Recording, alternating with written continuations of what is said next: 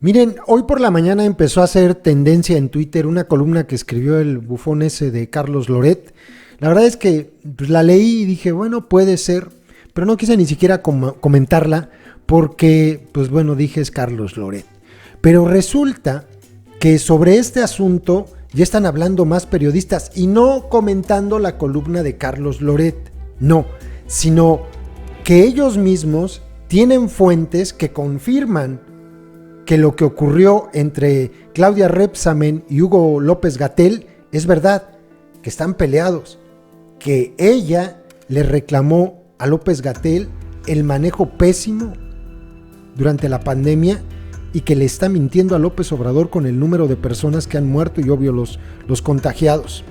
Esto que les voy a compartir no es de Carlos Loret de Mola, pueden buscar la columna de él ahí en el Universal. Sí, en el Universal o en su Twitter, ahí la encuentran. Esta es más bien de Roberto Roch, que por cierto, el título que le pone a la columna es muy fuerte, ¿no? Sheinbaum, él le dice así, ¿no? Para nosotros es Claudia Rebsamen, ya saben ustedes por qué.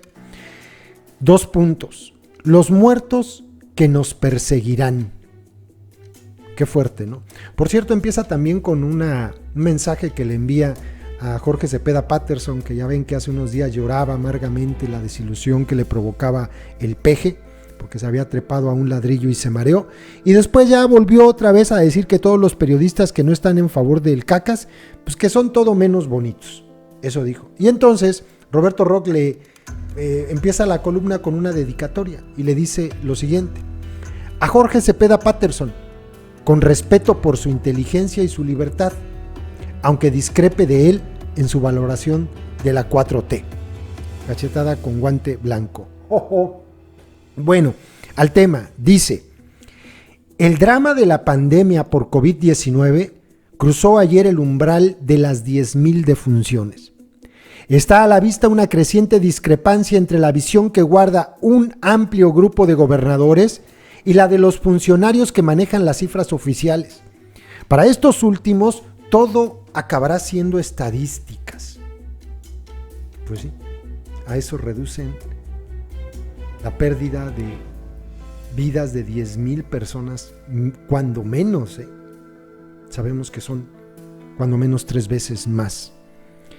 Los mandatarios saben que esos muertos apelarán a su conciencia y supondrán un reclamo que los perseguirá siempre, incluso más allá de cuando concluyan su gestión actual, como a Claudia Rebsamen, la situación del colegio Rebsamen, ¿no? Esto no lo dice la columna, esto lo digo yo. Continúo. Los muertos pesan, por eso tienen un impacto humano y social.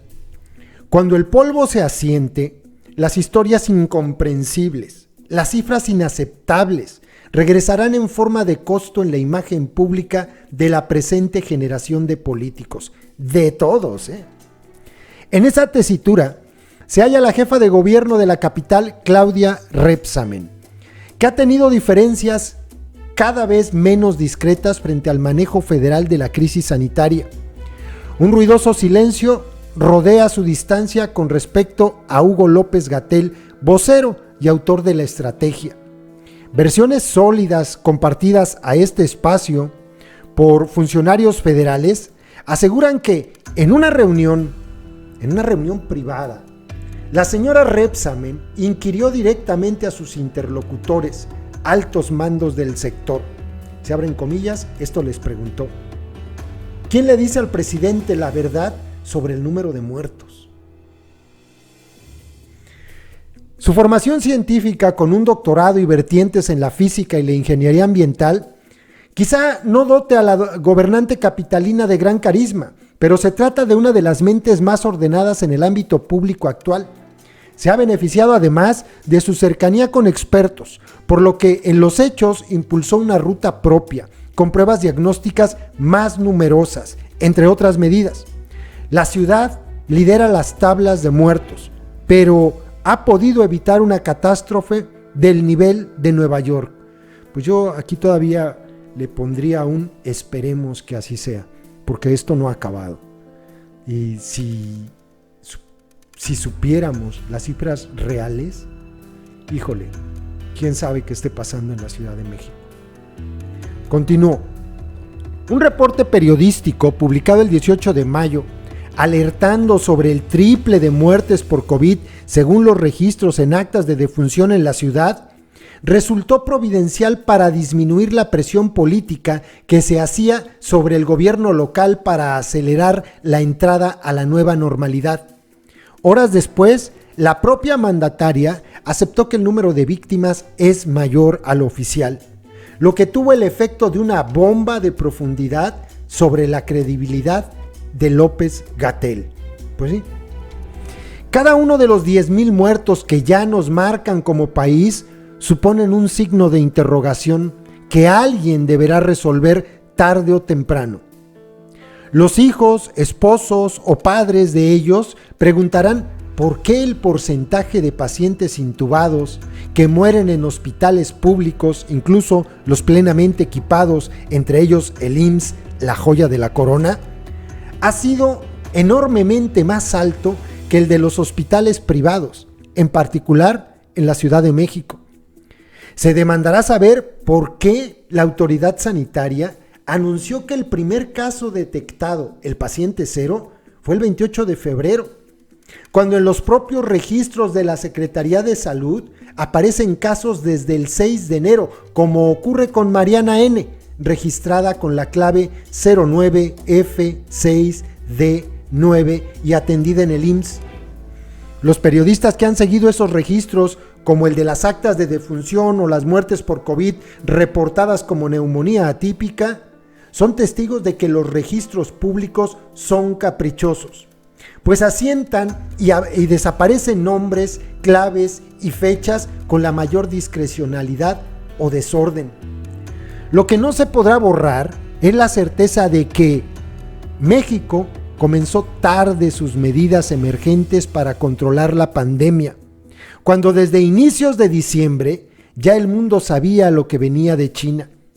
Las proclamas sobre la curva aplanada, la pandemia domada o estamos mejor que muchos no serán suficientes para responder por qué desde el pasado fin de semana México es ya el 6º país con más contagios en América, el 3º con más muertes, el 7º con mayor número de víctimas por cada millón de habitantes, formando una liga vergonzosa con Estados Unidos y Brasil. La nación carga ya con más de 10,000 muertos y contando, y le faltó aquí decir el número 1 en el índice de letalidad en el continente. Para que no se confundan, aquí les están diciendo, somos el 3er país con la mayor cantidad de víctimas por cada en el continente. No es lo mismo cantidad de víctimas, que en eso nos supera Estados Unidos y Brasil, que letalidad, porque en letalidad somos el número 1. Eso, a eso se refiere. Bueno, pues puede ser que lo que digan ya no es un periodista, son varios, ya varios lo están publicando. E insisto, no se trata de se me fue el apellido de Loret de Mola, dijo que no. Son periodistas que dicen que tienen fuentes que les contaron esto. Entonces, pues puede ser que eso haya pasado. A lo mejor por eso se nombró el famoso comité de investigación o el comité del coronavirus en la Ciudad de México. Por eso puede ser. Porque ni la propia gente de la secta le cree a López-Gatell. Los adoctrinaditos sí, ellos sí, pero ya hay gente en la secta que no le cree. Interesante. Y mientras tanto, como dice, 10,000 muertos y contando. Saludos, compas.